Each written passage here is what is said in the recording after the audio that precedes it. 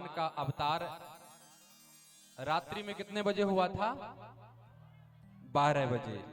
और अभी कितना समय हुआ है? 7:30। चलिए मान लीजिएगा 8 भी बज गए, तो अभी कितना समय है? बस केवल 4 घंटे की देरी है। 4 घंटे बाद हम भगवान का जन्म महोत्सव मनाएंगे। अच्छा, 12 बजे तक कौन कौन रुकेगा? सभी लोग रुकेंगे? प्रेम से कहिए राधे राधे। कथितो वंश विस्तारो भवता सोम सूर्य राज्यो चो भयवंसाना चरितम परमाद्भुतम।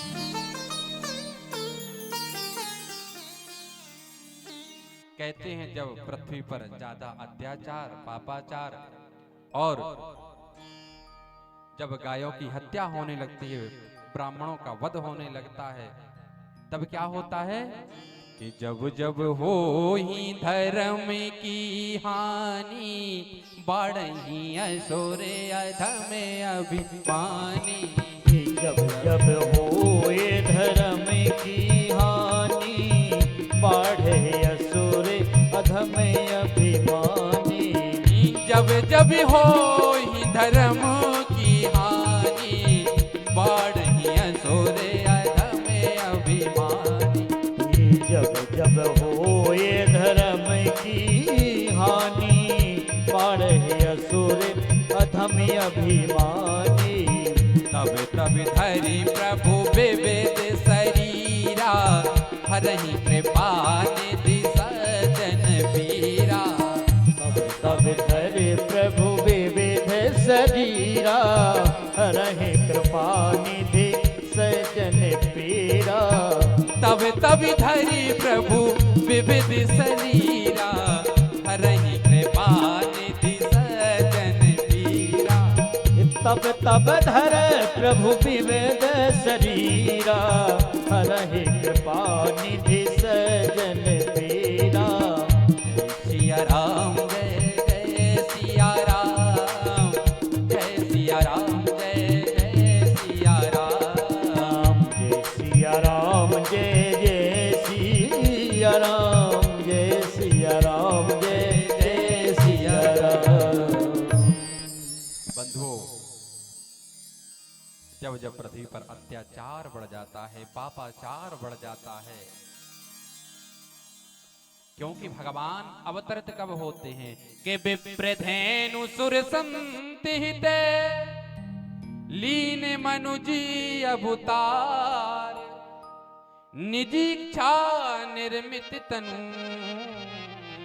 माया गुण गोपाल। विप्र ब्राह्मण, धेनु गाय, संत और ब्राह्मण। विप्र धेनु सुर संत।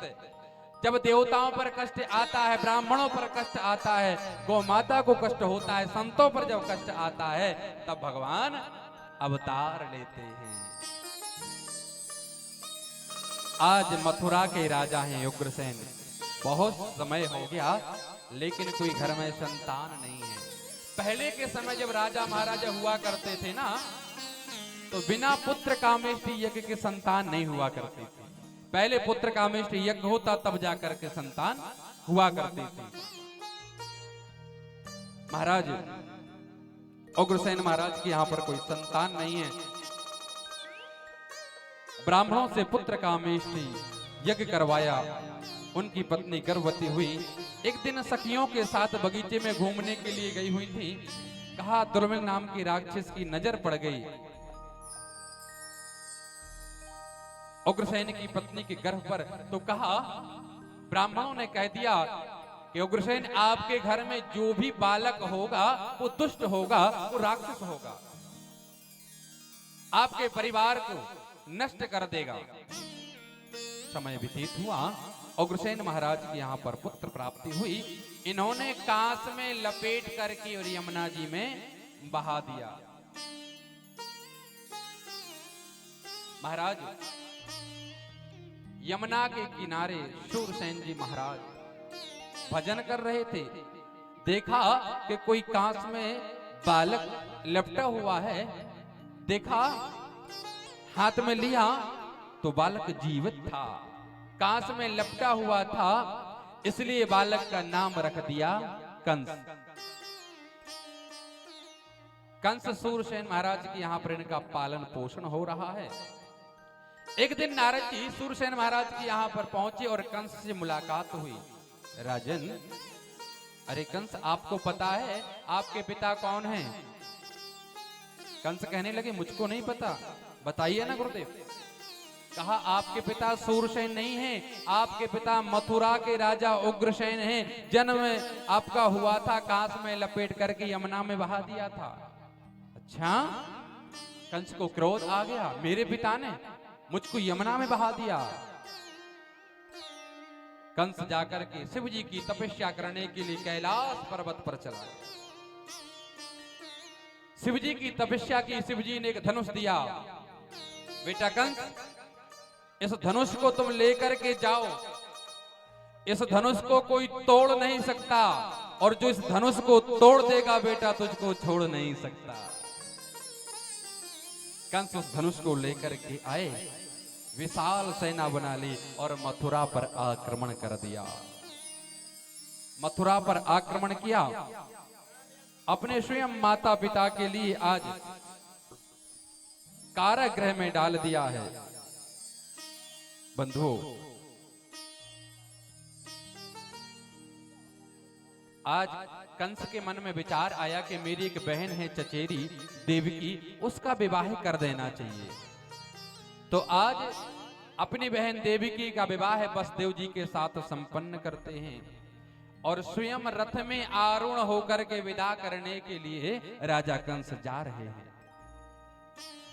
जिस समय राजा कंस बहन की विदा करने के लिए रथ पर जा रहे थे, उसी समय आकाशवाणी हुई, अरे कंस, जिस बहन को तू विदा करके ले जा रहा है ना, उसी बहन का 8वां गर्भ, 8वीं संतान तेरा काल होगी, तेरा काल होगी, तेरा काल होगी।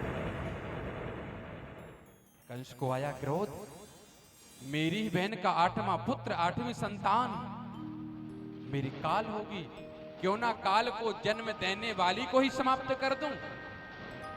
आज अपनी बहन देवकी के केशों को पकड़ा, तलवार को निकाला और मारने के लिए आतुर हो गए। वसुदेव जी ने पकड़ा, अरे राजन, आप मथुरा के राजा हो चुके हैं, आपकी बहन है और वो भी आप विदा करके ले जा रहे हैं। एक बहन का वध करेंगे, एक बहन की हत्या करेंगे, वो भी जिसका आपने कन्यादान किया है, आप स्वयं विदा करके ले जा रहे हैं, और वो भी एक स्त्री। राजा, शोभायमान नहीं है। वसुदेव जी कहने लगे, महाराज, जैसी आप आज्ञा दोगे हम स्वीकार करेंगे, पर आप अपनी बहन के लिए छोड़ दो, माफ कर दो। कंस कहने लगा, आपको दोनों को कारागृह में रहना होगा और जितनी भी संतान होगी एक एक करके मेरे पास लाना होगा। आज देवकी और वसुदेव कारागृह में हैं। कहते हैं, हाथों में हथकड़ियां, पैरों में बेड़ियां पड़ी हुई हैं, और कहते हैं जैसी पहली संतान हुई वसुदेव जी के लिए, जाकर के पहुंचे राजा कंस के पास, राजन, ये मेरी प्रथम संतान है। राजा कंस के मन में विचार आया कि तो प्रथम संतान, इसको छोड़ देना चाहिए, क्या मारना, डर तो हमको 8वीं संतान से है ना, ये तो पहली है। बंधुओं, कीर्तिमान जो प्रथम पुत्र था, एक बार दया आ गई छोड़ने के लिए, छोड़ दिया जाए, लेकिन नारायण नारायण, नारद जी पहुंच गए, अरे राजन, ये क्या करते हो? ये नारायण की लीला है, कोई समझ नहीं पाया। पहला भी 8वां हो सकता है, वो 8वां भी पहला हो सकता है, और हो सकता है राजन कि नारायण कोई लीला कर रहा हो। नारद जी ने बात क्यों कही? क्योंकि जब तक कंस का पाप का घड़ा भरेगा नहीं तब तक भगवान अवतरित होंगे नहीं। जाकर के लिया कंस ने और महाराज प्रथम संतान को समाप्त कर दिया। एक एक करके 6 संतान समाप्त कर दी और 7वीं संतान स्वयं मेरे बलराम भगवान गर्भ में आते हैं, जो कि आज माया का साथ लेकर के रोहिणी के गर्भ में स्थापित किया है। बंधुओं, आज यहां पर स्वयं परब्रह्म परमेश्वर नारायण यहां पर अवतरित होने वाले हैं। 8वें स्वयं मेरे गोविंद यहां पर आने वाले हैं। सभी इंतजार कर रहे हैं कि भगवान कब अवतार ले।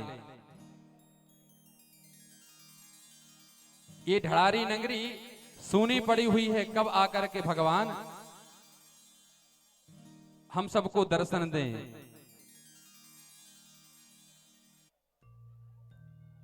क्या कहते हैं गोकुलवासी और ढड़ारी के भक्त कि सूनी है गोकुल नगरिया।